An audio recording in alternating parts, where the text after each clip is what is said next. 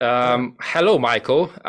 We've been talking for a few minutes and we've just decided to start recording this because we were supposed to have this warm-up conversation about tea and, and the backgrounds. We immediately dive into these very interesting things. And you were saying that, sorry, maybe a quick intro about you. So, you've been doing software for quite some time, and you've discovered some patterns and come up with the top structure. If you could just briefly say what it is, and then maybe we could continue talking about what we talked about. Yes, okay, let me give me a really brief run through. Grew up as this kind of computer nerd, so I got my first own computer when I was like 13, and it was a Commodore 64, and with that one I got something that was called the final cartridge, which allowed me to change the source code. The older people may still know it, the younger people probably have no idea what I'm talking about, Hmm. which is totally okay. But so my It's actually first, curious you mentioned that I used to program on Atari. Those weren't really programs. It was like coding random stuff on Atari on cassette tapes. But anyway, sorry, go ahead. So it resonates with me. Go ahead. so my first programming language was assembly language. The first stuff I did when I learned anything about how computer programs work, of course, as a kid, I was playing games a lot, and you know, those games, usually you had something like three lives or so, and if they were all gone, you were dead. So, Hmm. what would you try? Is you would try to hack the source code to give you Hmm. stuff like infinite life. And so from that one, I started to just go into the assembly code and modify here and there. It was trial and error. I didn't even have a documentation, and it is rather cryptic. But I made my way through that, and it was a fascinating learning journey. And so I really learned from the hardware layer up how to create software, and it took me years. I think it was nearly 10 years later when I figured out how to use high-level languages like Java or so. Hmm. So I'm really fond of really doing a low-level programming work, but then, yeah, time came, I studied computer science, I got a job in computers, first thing as a software test automation engineer, which at that time it was pretty rare to have somebody who could test and develop, because usually the people who were in software development, they felt that testing was a bit beyond them, Hmm. and below them probably would be the more accurate phrasing. And so the people who typically ended up in testing had very little understanding of how source code actually works. And that was my first value proposition already at that time. Not only could I create an automation, but if I had access to the sources, you just look over this and you see, oh, I think this one could throw a null pointer, those kind of stuff. It allowed you to really focus in on this is where the software could have problems, and it worked quite well. So I was doing pretty well there. I was creating my own test automation framework. Wojciech, have you ever seen any developer who has not created a framework? Yeah, I think that's the favorite thing of developers, creating frameworks. If you look at GitHub, right? If you look for, the stuff we do, for example, as a company, and you look for Mm. open source projects, there's like at least 50, right? Most of them not used. So I know where you're coming from, totally. I've been there Yeah, myself so many times as well. so my framework that I created, which was originally intended for just software testing, I figured out pretty quickly that it's not just about the software itself that you're testing your object under test. You also have to test your environment. The consequence is that this thing became a monitoring framework as well. Hmm. So it was checking on my simple hardware KPIs like CPU usage, storage, and so on. And that brought me into the world of operations. So I also got into system administration operations just as a side business. With that background, I actually moved into project management and started to create business solutions with the consultancy I used to work with as well. From that one, I went into quality management, project management, program management. So I've basically seen it all. If it has to do with IT, I've seen it, I've done it. And from there, quality management brought me out of test management into real quality management, Six Sigma, which also gives you process management, which brought me into the space of lean, into the space of Kanban. And from there, it's just one small leap until you get into the space of Agile. And so I learned about Scrum, I learned about SAFe. I've been helping clients with their Agile adoptions for a bit more than 10 years. In the past years, mostly enterprises with SAFe. So I also penetrated the technical layers and went into management and business functions in order to improve the world of work. Mm-hmm. Awesome. And right now you've got this top framework that the high level pitch is that it helps organizations focus on delivering the value faster. That's my understanding. Oh, no, No? that is not Okay. what I'm saying. Uh, the value proposition is not on I will help you deliver more faster. Actually, the value proposition is that we have very good delivery frameworks. Scrum is a very good team level delivery framework. Kanban also helps you improve your team level delivery process. There's one question that really turned out, it was striking me. And as a developer, you may also realizes to some extent that we had this problem for years, but we didn't really have a proper name for it. So let me motivate this one really quickly. Mm-hmm. When you're not delivering the customer what the customer wants, we call that a defect. If we're delivering incrementally, we'll just put it in the backlog, deliver something that is more satisfying to the customer. We realized pretty quickly that if we always only prioritize customer needs and business needs, we get technically unsustainable. The metaphor of technical debt was coined by Ward Cunningham. So if we have a good team, we can say, okay, we are making sure that we have good customer facing quality and good technical quality. Mm-hmm. So requirements not only come from the customer, but also from the development team to say we would like to make this product sustainable. Mm. It works pretty well to give us pretty good products, but still, we see that even a potentially positive business case sometimes fails. And have you been, I don't know, have you experienced Scrum? I have, yes. The good and bad parts of Scrums. I've seen it, yeah. Yes. Have you ever been in a retrospective where the conclusion was they need to change? Oh, yeah. So, yeah, situations where the people that could actually make the difference are not there and they just no part of the conversation. Yeah, I know what you mean. Yes, and that is somehow symptomatic with team level agile approaches and even with traditional project management, that as soon as you realize that the problems we have are not originated within our own sphere of control, the problems originate somewhere else, we may not even be able to influence them, Hmm. but the consequence is we are not delivering the value we could. Yes. Now, technically, in Scrum, we often say that based on the Scrum Guide, the Scrum Master has the responsibility of working with the organization to create an environment that is conducive to the delivery of high quality software and that suits the constraints of Scrum. Unfortunately, the reality is that in most organizations, the Scrum Master is basically, I don't even know what to say it. They are confined to the team, and it's expected you make sure that the team is productive and keep out of everything else. Schedule I'm meetings not and sure that that is a good. Hmm? yeah, I'm just sorry. Go ahead.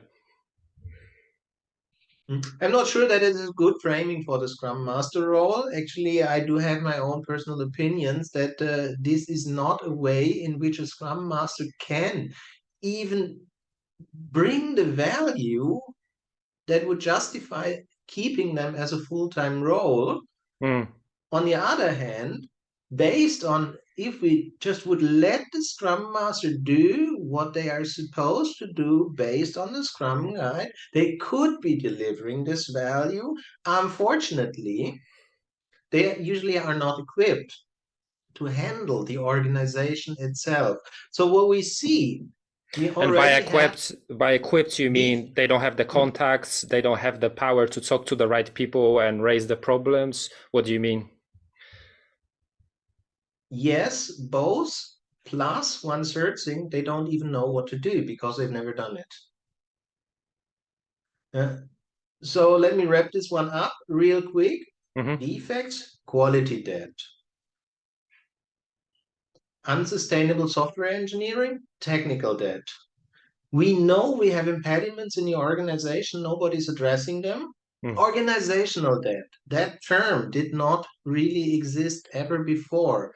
Mm. We know that quality debt reduces customer satisfaction, reduces the likelihood that we get repeat business, and thereby reduces return on invest. We know that technical debt is a multiplicative factor on quality. How about organizational debt? When our team is really not able to do the right thing, that multiplies into everything else as well. But we don't have the mechanisms in the organization to address it. Yes. The team is very often, by design, disconnected from the organizational system that is affecting the team. And that goes in two directions. One of them is other development teams. My API, your API, who's responsible that it works? We, not you, not me. We have to collaborate to get it to work. As soon as we have things like separation of concerns, it looks technically easy to say that I am focusing on my component, you're focusing on yours. But we do not have full separation of concerns because we need to integrate to build an integrated system. Yes. How are we talking? And I'm not even going to go into any specific scaling approach or so, but we create the need for communication across team boundaries. Mm. And if we don't know how to communicate efficiently and effectively Mm. across team boundaries, and we do not have the mechanisms in our organization, eventually we die the death of 1,000 meetings. Yes. And so those are challenges that we automatically face as soon as there's more than a handful of people in our organization. But the agile frameworks themselves, they only address improving the delivery. I Yes. mean, technically, there's nothing in Scrum or SAFe stopping us from improving the organizational system. But Mm. usually, we always get into this habit. Did we meet a sprint goal? Did we deliver what we promised on delivering? What can we do to deliver more, faster, better? Yes. But And we are not thinking about, are we in the right organizational system and how should the organizational system look like? yeah, so the Scrum team's optimizing for the local maximum, which Yes. might not be even close in the order of magnitude to the maximum that you could achieve with the resources you already have, just by reorganizing how the people communicate. Yes. And there are some patterns that we developed over the years that turned out to be more successful and some that turned out to be actually anti-patterns. Mm. Like, how to say, if we always try to bring everybody into the conversation who is affected, let's say that you have a complex API that gets consumed by 25 components. You want to create a meeting with 120 people to discuss the future version of the API so that everybody has the same information. With 120 people in the room, you have a 2-hour meeting. How much time does everybody get to talk? It just doesn't work. Yes. So the problem is the first value of the Agile Manifesto says people and interaction over processes and tools. And this part interaction is hidden in plain sight. The interactions of people are what makes organizations complex. And that is the thing that it just doesn't scale. You cannot scale up communication. You have to find alternative ways to create an organizational system that does not rely on everybody talking to everybody about everything and still makes sure that the right decisions are made and the right people have the information they need. And there is no answer in the agile frameworks how to do it. I Mm. mean, I don't even know what to say about SAFe, inspect, and adapt, where you put 150 people in a room and say, let's vote on one topic, and that's the thing we will change in the next 2 months. Yeah, I know what you mean. That's way too slow. Yes. So we need other mechanisms, mechanisms that turned out to be much more helpful that are also hinted in some frameworks are the communities of practice. So if we have a testing issue, let's just get the testing experts from the different teams together frequently and say, how do we want to work together? That is very good. But the problem is that it's never a testing issue alone. I mean, you've done TDD. Can you isolate testing from development? Yeah, so it only starts there, testing from development, from gathering the requirements, for understanding that the requirement actually delivers value to the end customer. It's like a never-ending cycle, right? And develop testers typically, like you say, they stop at let's maybe talk to developers, sometimes the business people, but actually if the business people talk to the product person, there's even more information available there. And then if the product person talks to actual users with the feedback of developers, how much actually it costs to do certain things, the way you reprioritize the work then might deliver, again, with the resources you have, you might 10x or 100x the results you deliver to the user. So I totally get you. Yeah, so we cannot really separate it, but even communities of practice, the way they are organized, they even focus again on another level of local optimization, and that is the local optimization of technical functions. So They your are still a proposition kind of a is silo mentality. so your proposition is um, there is a way that we could improve the communication across the organization to use the resources more, the resources you already have more effectively. And instead of Yes, focusing on local maximums, optimize the higher level flow of value to the customers with the existing resources you have. And the exactly. And bottleneck you're working on is the communication, the human interactions. Humans can talk to 10 to 20 people and keep a context of those conversations. But like you said, when you've got 100 people and you got to gather feedback from 100 people in just one meeting on one topic, it just becomes unattainable. yes, so that is one thing. Even though what I would say is I'm not focusing on something like the value stream, but something on the organization itself, the way the organization is designed. Now I really have to start from literally the top, pun fully intended, not talking about hierarchy or so, but any organization has a purpose. I mean, whether it's project or product delivery, whatever. You have a purpose. Why are you doing this? Why are you putting people in the room? Why are you giving them work? Why are you spending money? There is something that you want to achieve. And the organization, simply put, it's either able to achieve it or not able to achieve it. Let's assume that it is able to achieve it. It's probably not optimal. So Hmm. we do have issues that hinder us from optimally achieving what we would like to achieve. Those could be global, they could be local, they could be specialized within a function, or they could be systemic in nature. It Hmm. doesn't even matter what it is. The point is, we have a goal and we spot things Yes. that stop us from reaching the goal in an optimal way. And the classic approach in Scrum is that we say, let's only talk about the product goal and the sprint goal. And let's only talk about what we can do in our team because we cannot change things that are outside of our team anyway, so we locally optimize. Mm-hmm.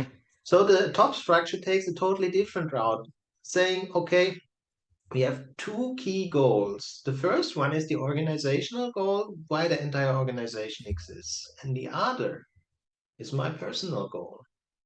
So you and me, we are individuals. Let's say I'm a project manager and you're a developer on the team. It doesn't matter. So I want to achieve things, and you also want to achieve things, and the organizations wants to achieve something. We have selfish motives sometimes. It could be that as a project manager, I don't care about any details. I just want my annual bonus, and the bonus is tied to getting this feature set delivered by June. Or it could be that you're a developer and you have a slightly less selfish motive. You just want a clean code base because that's better to work with and it will not only make your life easier today, but also tomorrow. So we have the organizational goal, and that might be to get this product sold 100 million times, whatever. So is my goal ultimately in line with the organizational goal? It could be. It's not guaranteed, but it could be. So there's no conflict. Is your goal in line with the organizational goal? Most likely, even though it may not be seen that it contributes to it, but there is no inherent contradiction. So, what is stopping you from pursuing your goal?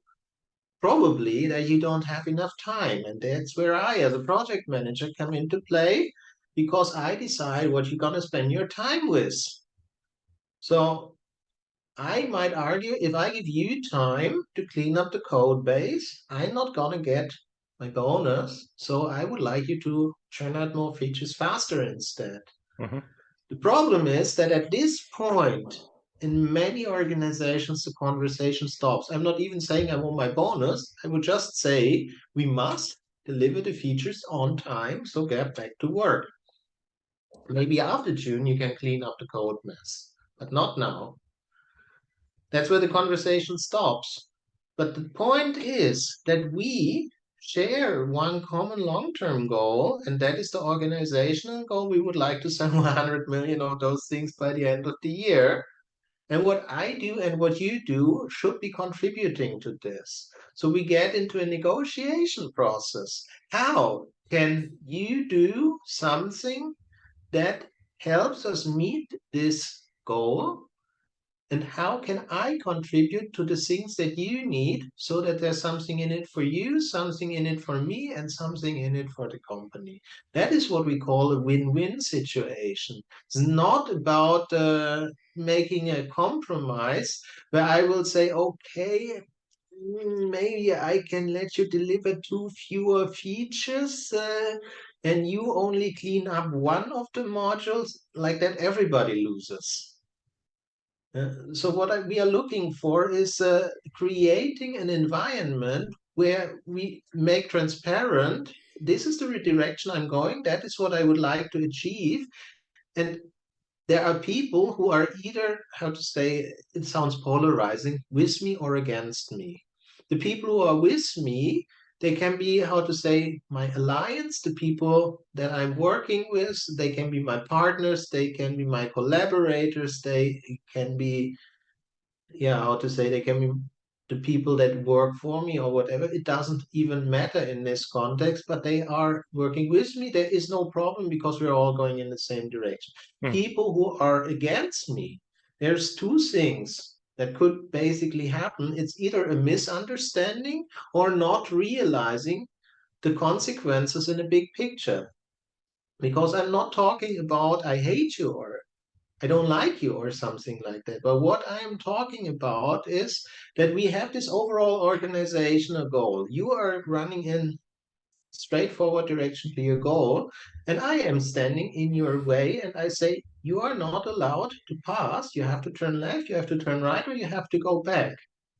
That is not going to make you achieve the organizational goal any faster.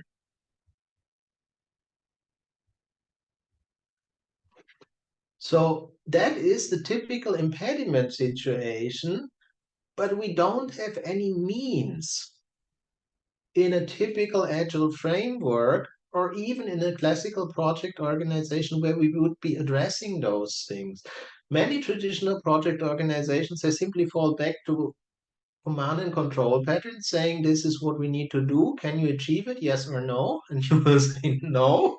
Then the question will be how much do we have to reduce the scope so that you can achieve it? But it's not really addressing the issue. What can we make sure that you can go full speed? So let's And this say, is partly what we're seeing. We've been sharing the screen for a while now, and this is how we started this conversation, I think, right? So this is the point you're trying to make partially here with quoting this um, research that we've got here on the screen. That, and I'll let you take it from here. But my understanding was that we can trust this report to a high degree. Let's say they've got good metrics. And what we see from here is when Agile appeared, we didn't see a notable increase in successful projects.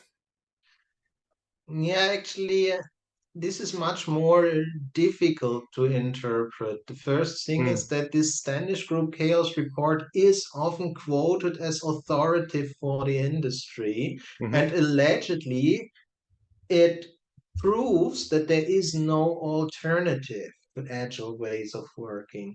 But what we see here is the first thing, I'm lacking a few data points. I don't So, even have all of the data, so can you but unpack the first bit actually? Because I didn't get that. So you said that there's no way other than Agile. yes, basically, when the Agile Manifesto was written back in 2001, the folks at Snow, Snow Peak, was it Snow Peak, Snowbird? At least the folks in Utah, they were really wondering where is software as a whole going. We had a lot of projects that would be considered death marches. That means it was obvious to everybody working in the project that this thing would eventually fail. Developers were doing massive overtime, sometimes working like 15 hours a day on a weekend to meet the deadline. And eventually, a lot of those projects still exploded. I mean, have you heard of Atari's ET? I haven't heard about that one. No, what It's happened there? very famous, and it's really worth researching that one a little bit on Google or Mm. even on YouTube. There's a video about it. It's probably the most interesting failure of a software project ever. Mm. It went down in history as the worst game ever because it Mm. was produced against a very strict deadline. I mean, those cartridges that we talked about this one initially before you recorded, Atari cartridges, they had to be burned, and the money that was spent on bringing the code to the cartridge was lost at the minute when the cartridge was burned. When it was packaged and shipped, it was sunk cost. The money was gone. You could not change the product anymore. Unfortunately, at that time, not only was the usability of this game not, let's just say, not fully adequate, it was also buggy, Mm. really buggy. So, ET went down into history as the game that destroyed Atari as a company. Mm. And that was really a massive project failure. And from what we know today, I don't know, I've not been there, I've not worked with them, but what I can gather is that it was also this kind of typical Death March project, unrealistic deadlines, unrealistic expectations, unclear requirements, everything that could ever go bad on a project shoved into one bundle and then bet the existence of the entire company on this thing. Hmm. So that's not really the smartest approach to software development, but similar things happened everywhere. And of course, it put everybody under a huge amount of stress. I mean, of course, what do you think a developer does when they have an unrealistic deadline, huge amounts of work, and unclear requirements? What do you get? Yeah, Stress. and unclear things into the pipe means unpredictable results, right? So I guess that's what you're pointing as well. So if you get shitty inputs to the production team that produces something, it's only going to get worse. The outcome is not going to be better than what you Yes. put into the pipe to produce. And And then you just put some pressure on it by mm, saying it needs to be done in a specific faster. amount of time. It's not going to get better. Your stress level is going to go up even further. And then you tell the project manager that not just your paycheck, but your job depends on delivering this thing in quality and on time. Then who's the next person who has stress? The project manager. Mm, And then the developer tells the project manager, there's no way in hell freezing over that I'm going to deliver this one in time and quality. The project manager will have even more stress. And so, what will the project manager try? Not even being a bad person, but typically they will try to see how far they can press the boundaries of the developer. What is the absolute limit that the developer can go to?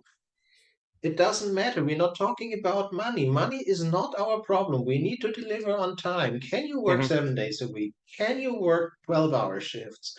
We'll bring a bed to your office. We'll have lunch brought to your table. Just make sure we'll meet the deadline. mhm, That is a realistic scenario, but it is not what people imagined that the world of work in the 21st century should be like.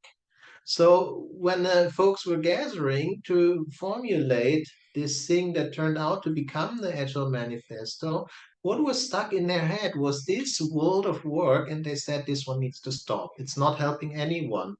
We are not seeing developers deliver better results. We are not seeing higher business value from this. We are not seeing that companies are even getting the software that they should be getting. So why are we doing it? We mm. need to do it differently. And that's how the Agile Manifesto came about and how those different approaches that people had, regardless of whether it was XP or Scrum or Crystal or other ideas, that's what they all had in common. They say it doesn't work if we work like that, so we have to do it different.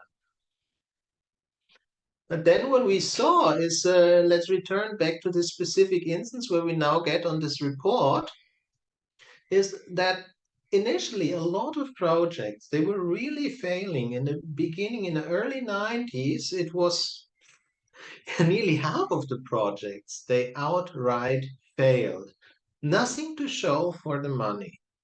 And then we had another almost 30% of projects that, let's just say, they were not a positive business case, so you ended up with, yeah, more than two-thirds of projects that should not have been done the way that they were done.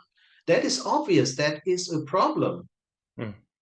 And I agree, we need to fix this problem. And that is the conditions under which the Agile Manifesto was written. But then came the frameworks and everything, and they said if you use Scrum, Kanban, SAFe, LESS, Nexus, whatever it is, you will not have such a huge business risk, because what we are doing ultimately is we're doing iterative incremental development. And if we see that we are doing stuff that doesn't work, we just rework it and we'll give you something that does work instead. It may not be as much, but it'll be something and it will be useful. And another thing is, because we're working iteratively incremental, if we really see we can't do it, we can terminate the entire project in a pretty short time. We're not sinking so much cost. And if we see that we're doing something, but it's not as good as we would like to be, we can say, let's just use what we already have, but let's not invest further. So we're not throwing the good money after the bad and still end up with some kind of outcome.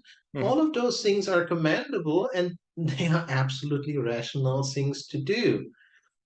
And that is where now we get into So the I've actually data. got a question for you around that. Yes. So those groups, would they be part of the challenged projects on this chart, or which part of which curve would they follow? Well, The one that, Agile promised would help, right? So we can go, let's follow this path for a while and see where we get and see how we're doing. what we would see is that the amount of outright huge failures should be going down because we are inspecting and adapting. So we would want to see a decrease in outright failures. And what we would also want to see is when you look at Scrum's idea of prioritizing the backlog based on value, as soon as we see that the content of a sprint has a negative business value, we would be able to say, let's not fund this anymore. So the promise was that we would guaranteed have a positive business case. Mm-hmm. Because we're only continuing to develop if we're delivering more value than the expenses of the team. So we should not only be seeing fewer failures, we should also be seeing a massive decline in cost challenged projects. Mm-hmm. That is where we now have to really look into the numbers. The numbers just don't show that. Mm. And would you expect those, without going into the detail, would you have expected, if you were there in 2001, would you expect a different chart than what you see right now? So like, let's say you're talking about the failures, and failure means a thing according to this report, and a Yes. challenge according to costs is just a subgroup of the challenges presented here, I assume. But to my naive mind, let's say, the results we see here are not, I don't know, are they even statistically significant? Like those dots seem quite close to each other, if you know what I mean. Yes, So that they seem pretty flat to me, put it that way. that is the challenge that I ultimately face. Because what you're talking is exactly the right thing, statistical significance. I do not see any statistically significant change. Mm, We see a lot of variation, but ultimately, if we would assume that conditions are stable, which they definitely aren't, I mean, the nature of software has changed a lot in recent years. When was the last time you created mainframe software? mhm, So the challenges we're facing are different. The tools we are using are different. So what we are doing is not really comparable, but that is the nature of software. It continuously evolves. And we would still see that we are getting better at even a meta level. And that meta level mm. is being able to determine whether this one will turn out to be successful or not. But we seem to be completely unable to improve this high level prediction. Really, I mean, when you start a software project, when was the last time you really started a software project and said, this one is not going to work? I mean, so since we're part of a small startup that applies the let's say the theory of constraints, CD3 rules, etc. So I personally, we actually have to do that. But if I go back to the times when I was on work consulting for bigger clients as a software developer, I mean, it never happens just because going back to the the structure that's put in place, and it just prevents you from, even if you want to, it prevents you from looking at how you can deliver that value better and make these judgments with somebody and say, actually, guys, let's just cut it here because it just doesn't make sense, right? You're going to get only 50%, 50 cents on every dollar you invest. So it just doesn't make sense. What happens is you go There's a great XP team that does pair programming, TDD, all the great stuff, BDD, and they deliver something. And after 9 months, we find that once there's a minimal viable product that you can actually show to the customer according to the product people, you find that, oops, actually, there's no business here. And I think that's what you're kind of referring to. Yes, I mean, the point is that in your case, the example that you gave, the product people believe that this product is supposed to work. Otherwise, they wouldn't have invested into an XP team to build it. So there's always somebody who believes that this thing is going to work out. Otherwise, they wouldn't even be started. So our leading indicators are terrible. And regardless of whether we use Agile or not, any other approach, or just try to find our own way through, build our own thing. Leading indicators in software are not really a thing. The only indicators we have are really trailing indicators to see, okay, do the customers like it? Are we earning money with this thing? Is it sustainable in the condition that it is today? Forecasts are really hard, especially when they concern the future. So Mm. those are the kind of problems we face, and how to say, the core promise of Agile that we would be inventing new ways of work that would fundamentally change how the industry works in order to boost success rates. This core promise can't be validated with data. There's nothing to back it up. It doesn't mean it's not true. It's just that we can't back it up. The data indicates that there might be even other things at play that led to a significant reduction of failure rates since the 90s and a slight boost of success rates since that time. One of the things that I personally like to quote is, I mean, back in the 90s, hardware was freaking expensive. Mm. The first projects I worked in, a test environment did cost over 100,000 euros per month. Mm-hmm. And that was one test environment. So how many developers did have a test environment? None. We had a project with developers, 200 people, and there was one test environment. Even as testers, we had to share this one environment, and you as a developer would not even get access to this. Mm-hmm. And because it was a standard product, an enterprise solution, blah, blah, blah, blah, it would not even run on your developer laptop. So you were creating some software. And the first time it would actually run was when I, as a tester, would use it.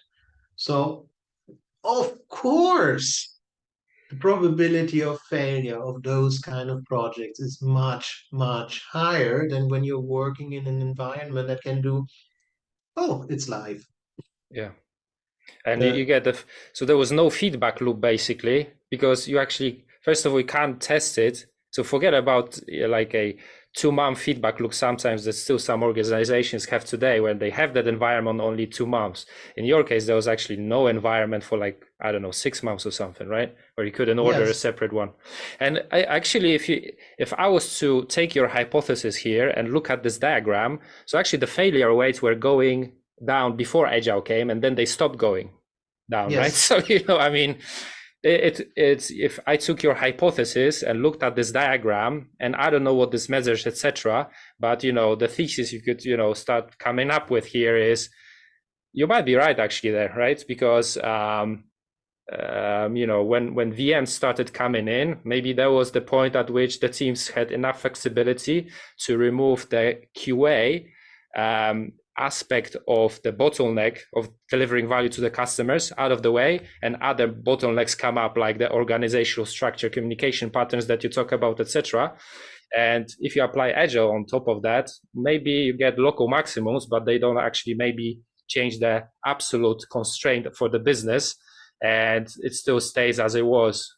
And yes.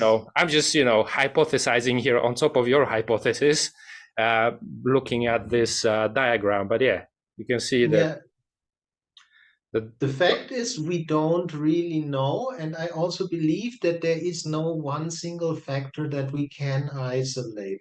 But I do speculate, based on what we see, is that no amount of doing Agile better.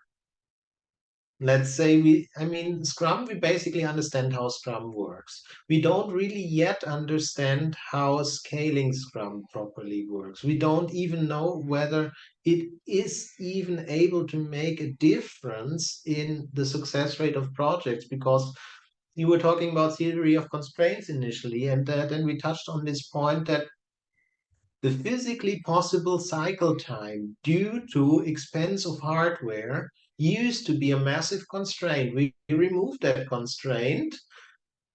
Is the constraint really what we believe it is? Is it the ways of working that the team is using? If the answer is yes, then by improving the way that the team is working, we can improve overall performance. But if that is not the constraint, if that is not the factor that is determining the success of the project, we can improve it as much as we want. It's not going to get better. No, you But get that, better at one part of the project. So like you're moving those things across the line and one thing's gonna move a bit faster, but the whole thing doesn't change at all. And you're just getting faster at 5% faster to a failure, right? Which still is a failure. yes.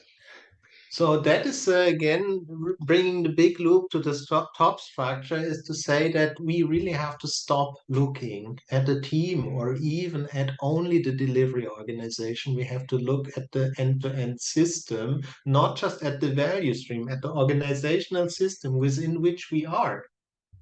I mean, the value stream, the classical problem is, does it contain salespeople? Does it contain marketing guys? Does it contain the finance folks? No, it doesn't. But if finance gives you stupid constraints that make absolute sense from a financial perspective, but not from a software developer's perspective, you can only optimize within those constraints. If sales is selling stuff that will destroy your architecture, what do you do with that? You're not going to solve the problem in software.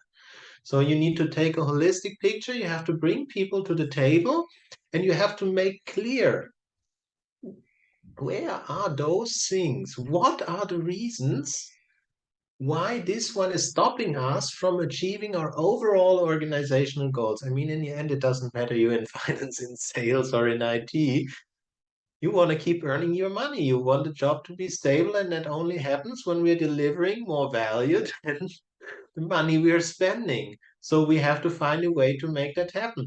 And usually, the problem is not even the amount of energy we invest. The problem is the proportion of energy that we invest into reaching our goal versus the proportion of energy we invest into things that are basically just working arounds that are Mm-hmm. stopping us from reaching our goal. That is why Scrum even focus so much on resolving impediments, because those impediments are what's really expensive. Not, I mean, software development is expensive, I know it, but it's not as expensive as the impediments, because the Correct. impediments, they have no value. So we need to find out, what are the impediments, how much energy are we wasting on them, and how can we change those things? And usually it's really small things as soon as you have everybody on the table. Hmm. And Mike, so I'm not a Scrum master per se, so I don't know how it works. I've seen it on the team level. I don't know what are the promises it makes. I kind of, let's say, I feel more comfortable with the Agile manifesto, the Scrum itself. But my understanding is what you put into the system, let's say Scrum system, it only has, I don't know, 10 or 20 inputs. And those inputs, as far as I understand, don't contain talking to the sales team. The sales team is not part of the default Scrum process. So immediately you see the maximum function that the maximums that Scrum framework generates are not going to take sales or marketing, like you said, into consideration. So looking from that point of view and repeating what you just said, we got to put those inputs into our function that's going to produce some maximums and look at, then actually has the ability we're able to come up with some different types of functions, call it function A, function B, function C. Now that we have those inputs, actually, we can start optimizing for the bigger picture and all those variables, not just the variables that are things like how is your team delivering, how fast is it delivering, and which obstacles it had, regardless of looking at, is it actually going to deliver money to the company, help the users, or how much is it going to cost from marketing point of view or from sales point of view. Yeah, I love this diagram, by the way. So this is what prompted me to actually wanting to learn from you more about the top structure. Yeah, please walk us through this. Yes, I was already halfway through this one. Uh, I could talk a lot about this inner circle here, but let me just go on the outer diagram a little bit more. So you have something that you say, okay, here's where we're wasting our energy, and that is, we agree that we could do it differently. Let's just try to do the simplest possible thing that we can do and see where it gets us. Usually, you might have to take a few steps, some things that you need to do. And again, I'm coming back to the point of you don't need to have 100 people in the room. I mean, your experience probably is the same, but it's been my experience, even if you have a software project with 100 people, there are maybe 2 or 3 folks who understand enough about the technical part that they can give an informed opinion on basically anything that is technical. So you need to find those few people. And Yes, there are it's usually this also, believability factor. Everybody's got an opinion, but a few guys on the team that you will actually believe because you've seen them, make this. They take again 20 things into the factor of making the decision on that meeting we talked about instead of just 3 or 5. Yeah, that makes yes. sense. Unfortunately, it means that those people will also be doing some things that are not coding because they now also have a responsibility to improve the overall system. But that is a price that every organization has to be willing to pay, because what is the alternative? If they don't say what doesn't work, then who does? And the Yeah, and time that it's they invest into making things better should pay off at least tenfold in terms of later being able to work better. yeah. And again, so to my naive mind, again, it's like it's the Pareto rule, 80-20, right? Those guys providing 20% of the time in the right place are going to provide 80% of the value anyway, or even probably more. The disparity is probably like 5% of their time in a certain area with the levers they have in their mind applied in the right area is going to provide 95% of the value. So it So makes I'm total sense hiding to me. something in plain sight already. So you have the developers who know what should change. And it's usually an organizational change that needs to be made, because technically they wouldn't even tell somebody, they would just do it. That is what we typically do, unless they don't have time to do it. And who is the one person who typically can decide whether they have time to do it? Yeah, Project so management, or in Agile setting product management, because they need to allocate capacity for this. So this is not a discussion you can have only among the techies, and it's not even a discussion that you could have with the techies and the Scrum Master. You need a person with an organizational perspective in there to say, okay, that is the changes that we need to make in the system. A person with a technical perspective to say that is what we're going to get out of this. And a person with a product perspective who's able to say, okay, this is a trade-off that we're going to make. Less feature now, more feature later. I will make it possible, because usually it means stakeholder alignment. And that is a typical product function. I mean, I see when you have good technical folks who live up to their promises, when I say, give me 1 month now, and we'll be 50% faster every month after that, stakeholders buy that if you have a good product manager who can bring it across properly. Uh, but the problem is that when the product manager doesn't know this or doesn't understand it, then they also can't communicate it. So in this case, this is where we get the top structure from. You have a technology person, an organizational person, and a product person. TOP. And you must form a coalition and say, we'll do this together. This is our goal. This is what we would like to achieve. And this is how we're going to do it. And that's where the idea of the top structure comes from. Never only take one perspective, Hmm. because usually you will not only be locally optimizing, you will be working against one another, and that just makes matters worse again. So the And first, so what I'm hearing from you is the first thing is you got to take the right inputs to making a decision, because otherwise you're making decisions that are not taking all things into consideration, and you're producing. If you're producing a maximum, it's a local maximum, not based on all the inputs that you should have taken. And you say it's yes, TOP, which is again, what are the people? Uh, technology, organization, and Mission product. and product. Perfect. And And then, I'm not going into details here. I'm not saying you need a designer, an architect, a developer, a tester, an operator, or so, because usually you don't need that many people. When you have one specific issue, you tend to have one or two people who understand enough that they can lead the conversation. If it is inside technology, an issue between operations, developers, and testers, which also sometimes happens, like we would need to speed up the CI/CD pipeline so that we can test faster or something like that. That is a really technical thing. And that one, unless you need time to do it, I wouldn't really put a product person in there because what do they understand? yeah, I unless don't you're want gonna to tell be, them like, sorry, we're not gonna deliver anything for 2 months because we need to, stop the pipe of delivering new features. And I'm just saying that because I've heard those conversations in big organizations. Sorry, guys, we've got so much technical debt, we can't deliver any more features for 2 months, right?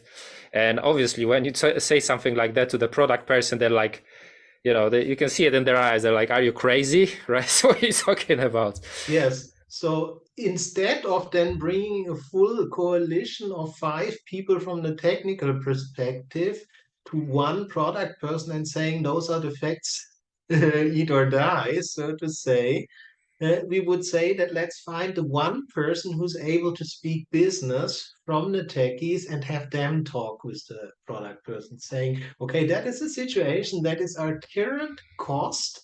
This is the effect it has on our performance. This is what it costs us if we don't change it. And this is the cost of change. And that is the benefit of the change. You don't need 20 people in the room for this. Yeah, that makes sense. Uh, And again, it goes back to this, you're aligned together as a team, where this arrow pointing is at the top. You've got one goal as a company, and it just in this case makes sense to have this win-win situation. And there's a technical team that strongly believes that it would help actually the business if we did this investment, and there's a product person that's maybe not aware of this technical debt, and actually that they're actually paying every single feature they're releasing, they're paying interest along with that feature. So let's say there's 10 units of um, costs you need to pay to deliver a feature, but they're not aware that they're paying 15 units mm, every time, because they're paying the interest on the technical debt. And you're going to have this conversation with technical folks and the product people, and technical folks are going to be hopefully relieved because they're communicate across what they believe, how they think they could help the organization, and the product person might actually realize that, oh yeah, that makes sense. I didn't know I was paying debt on the paying interest on the technical debt.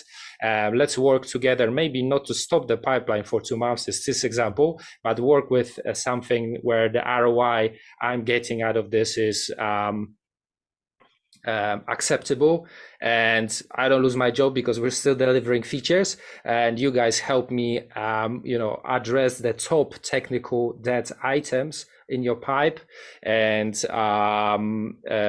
hence I'm going to be able to pay less interest on the technical debt in 2 months than even less in 4 months, etc. As that's my interpretation of what you're saying here. exactly. The next thing in this context is what I always like to say is don't make big bets. Like you're saying, we would like 2 months in order to clean up the pipeline. I've been in business long enough that it won't be 2 months and then the world is good. So instead of saying, we'll give you 2 months, hands off, do whatever you want, and then you report back success to us, and that is the part of thinking on the bottom of the cycle, is let's agree on what is the one thing we can do now. And then say, this is the most important thing that we can do, and I don't care if it takes 1 day, 2 days, 3 days, but it shouldn't take 2 months. It should just be a matter of days. And then we said, we got what we wanted, we got some of what we wanted, or it didn't work. It doesn't matter. That's totally okay. The point is, you don't need to communicate all of the details. If you would like to, for example, tell a product manager that, oh, by the way, we need to uh, look at the Jasmine version of our JavaScript unit tests because it's outdated and there are some features that would allow us to. It doesn't make any sense. It's just, okay. It's just noise. It doesn't make any difference. What we would like to say is, okay, we have front-end unit tests and they're a bit unreliable. We would like to make them more reliable and we don't want to rework the entire suite. First thing is we need to upgrade the framework, and that either works or doesn't. So that's our first bet, upgrade the framework. Yeah, it works. Some of the tests might be failing just because of the upgrade, no problem. We say, okay, we achieved that in the 2 days that we thought it would take, and it works. We discovered another work item that we need to do, and so on. You don't need to tell the details. You just say, okay, we made a bet, we won the bet or we lost the bet. It doesn't matter. And then you say that, do we want to continue or do we want to do something else? You don't need to communicate all of the details. Don't need big meetings. It's just if you say we made a bet, we lost, but now we know what the right bet is. And the product manager only needs one signal. We might need a few more days. And either they're okay with that or they say we need to talk. So Yeah. you try to keep the communication absolutely lean. What I like to say is you have to separate the content from the signal, message and signal separation, so that you can send the signals to the other people in your top coalition, whether there is something that you need to communicate about. If there is not, why should you have a meeting? Why should you have a conversation or anything? Because you're working and you don't want to interrupt what you know that you need to do just to tell others things that they don't need to know. Yes. So the question is that there is no simple answer to what do we need to talk about, but you can align with the other person ahead of time. What are the signals that you expect from me? Do you expect a status update every day? Do you just expect a thumbs up or thumbs down at the end of the step that we're going to take? Do you expect me to tell you something about the technical measures we are taking, or do you only expect me to give you heads up if you need to do something? That is what I call signal alignment, just making sure ahead of time what are the things that we would talk about so that we do not need frequent status updates or regular meetings. Because if I know anything from my own time as developers, the worst thing that you could do to me is put 5 different status meetings on my calendar every day because I won't be doing anything anymore after that. So I need to find ways to avoid meetings. Yeah. And also from the product's point of view, from product person's point of view, what I'm hearing from you is they talk in a certain language. They're like, unit test. I mean, what is that? I don't care, right? What I care about is, I mean, how can you get me faster to more features or something like that? So, how can I pay less interest on my technical debt? And I'm guessing what you're saying is there's a language to work out there in that signal. Well, we're actually making improvements. You're going to be paying less interest on our technical debt that we've built over the years, but delivering too many features and not focusing on the quality. And this is how we measure it. And you can see it on this dashboard, or we can actually catch up once a week and tell you how it's being done. And on top of that, we're going to be making only small, less risky experiments. We're going to take 2 days or 5 days instead of 2 months. And that way you have less risky items of work with us. So instead of waiting for 2 months to see whether it's failed or succeeded, and we actually see the improvement or of the see what you get for the bucks you've invested in improvement of the product, you can see after 2 days or 5 days. So there's less risk you're taking from the product point of view. Exactly. I mean, I am somewhat torn in here. I call this thing the competence spectrum because there are no hard boundaries. There is no like a clear line. A product person only understands to here, and the developer only understands to there. Uh, to improve communication, we need to go further than we ever went in the past. But of course, I would not expect a product manager to learn how to use CoffeeScript or so. That is not their responsibility. But if some things we need to communicate from a technical perspective to make clear why this investment pays off, then we need to find this point where we overlap.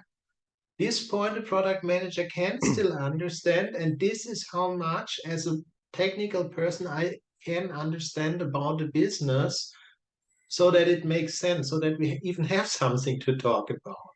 Yes. Yeah? So it's So really you're a saying it's not spectrum. only product people bending to developers, it's developers bending a bit to the product people to find that common ground and language that we can use to Yes, communicate better and have a win-win situation. absolutely. And that is where, again, blue competency, the organization, or competency that would typically be the Scrum Master or the line manager, people manager, or something like that. Uh, also comes into play, fostering collaboration, figure out where we still have communication gaps, where we are not talking about things properly in order to close the gaps. And that it doesn't mean more meetings, but if I, as a developer, I only talk about classes, methods, parameters, APIs, versions, and the product manager only talks about dollars, amounts of customers, conversion rates, then it's not going to work out. So as an organizational person, I need to say, okay, this is obviously a source of potential conflict. Let's see what we do. And again, the solution is not unique. Now, my personal belief is you always have some folks, when you look at this competence spectrum, they can basically jump. They could be today on the left top, tomorrow on the bottom left. They are flexible. You don't do everything at once, but people who have the experience, the knowledge, and the skills that they could say, I could technically do anything, but my home is in this or that area. Many times, the people that you find in this one, they are technical designers or architects. They tend to be very broad and able to jump easily. But it could also be other people. It really depends on the organization. Then the people who are able to jump, they tend to be the best possible people to bring coalitions together because they can understand the different perspective, and they can also fill the gaps without needing to add another 5 or 6 people to the table because they know what the conversation is about. And Yeah. while I believe that we should not have specific people who form a definite coalition once and for all, I do believe everybody, depending on what the situation is, could be a member of a coalition. It could be that you have a junior tester and a senior manager part of one coalition solving one problem. If that is really currently the goal that we need to pursue, that we can't, but the probability is just higher that you will have fairly experienced people in coalitions because just they have seen more. And probably that it's also what I'm hearing from you is it's the language part, right? Those people have spoken to many people over the years and different types of roles, and they're already gonna have part of that vocabulary internalized. So they know a bit how to talk to a product person. They know a bit how to talk to a manager that's low level. They know how to talk to an exec and what kind of things they resonate with. Whereas a junior guy, they might be very good at writing automated tests, but maybe not, they might take some time to translate their problems into a language that's understandable by a manager that then passes it on to somebody else. Yes, part of the language, the vocabulary, the choice of phrases, and even the things that we talk about, that is just a process that grows with time. There is no perfection, but we just need to start having those conversations. And that is the problem that I would like to address with the top structure is mostly that we know we should be talking about those things, but we don't do it because we never did. Mhm. But that is not So a that's a reason to good not point, do actually. it. So how do people start with this? I'm guessing this is like, again, you don't want people to spend a year talking about things. You'd like to have a perspective, an idea how to apply this top structure to an organization and start with like Yes. less risky experiment, the smaller Jacobs. Let's see if this works for us. Where can we apply this today? How would an Yeah. organization start with this? The first thing is that you need to have somebody who needs to know what they want to accomplish. There must be at least one person, otherwise you have a fundamental problem in the And organization and top that's the structure won't top help. arrow that you're saying there is the target. We need to know where we want to get to. This is our goal. This we know, let's say there's an executive that knows No. this year we need to improve quality by this much because otherwise regulators are going to charge us this much next year in fines or something like that. Or am I missing the mark here? You are over engineering already. The point Mm-hmm. is when I say I need somebody who knows what they would like to achieve, I really truly mean anybody. That Okay. could just be like your junior developer who wants to increase code coverage or whatever. Okay. So why do I want to increase code coverage? There's something I want to achieve. The first thing I need to do is find people around me who would support the same goal. And Okay. there's probably technical people. If I'm a junior developer, I may not know so much. I may have no clue what that one even means for the product, but I say based on the few years of experience that I had from university coding, I don't like to read bad code. I like to read clean code, and Mm-hmm. I would like to have a few more unit tests so that I can read this code and understand based on the tests, not just based on what the code says, what this code does. So that could be my goal. I just want to be able to work with this code better. So I would like to have more code coverage. Mm-hmm. It's a valid goal, and either others in my environment support this goal, or they will tell me I'm stupid. Okay, if everybody tells me I'm stupid, maybe I am, but probably I will find others, and they say, okay, I agree, this one is an important goal, so that is not just your goal, that is our goal. It's Mm-hmm. a technical goal. How do we align this goal? So you find people from around you. If you're working in the Scrum context, probably you'd confine with the Scrum Master that, okay, we would really like to work on code quality and we would like to improve our test coverage. And those are the technical benefits that we see. And then the Scrum Master would probably ask, first question, if they're a good coach, what's stopping you? So if nothing's stopping us, why aren't we doing it? We don't need to form a coalition, go do. If something is stopping us, then that is probably something in the organization as well that we are not organized for developers to decide autonomously. So that is one thing that suddenly the Scrum Master also has a stake. And this, of course, the Scrum Master wants the developers to be able to make technical decisions by themselves. So we have a common goal with the Scrum Master. A coalition just grew. The Scrum Master says, I'm sorry, I understand you, I'm with you, but I'm not the person who decides the product backlog. Mm-hmm. Let's pull in the product owner. So you suddenly have a coalition that spans your Scrum team. That is still the easy case, But that is how you could get started on this one. So I'm not even talking about you need a retrospective to get it started. You see something, you have a goal, you say we need to change it, find the people around you, decide what you do it. It gets more complicated as soon as you're in a team of teams. So my team would like to, we have a shared code base, we don't have microservices, we're working on a monolith. My team would like to rework this module.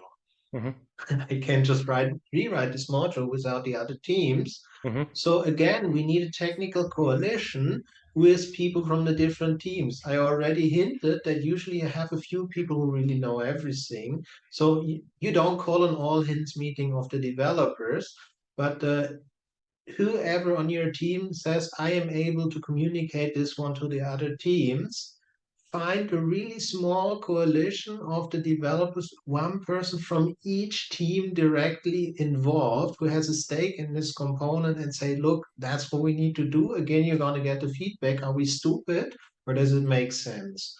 And then from that point in time, you don't need to have the whole coalition with all of the developers from all of the teams or even the lead developers from each team in a discussion. Mm-hmm. You know, technically, this is what we're going to do. You have one person who is a technical spokesperson. Again, you only need one Scrum Master who says that, okay, this is not just a team problem, this is a team of teams problem. So we have a larger organizational impediment. Otherwise, it wouldn't have come to this point. But I'm going to be the organizational spokesperson.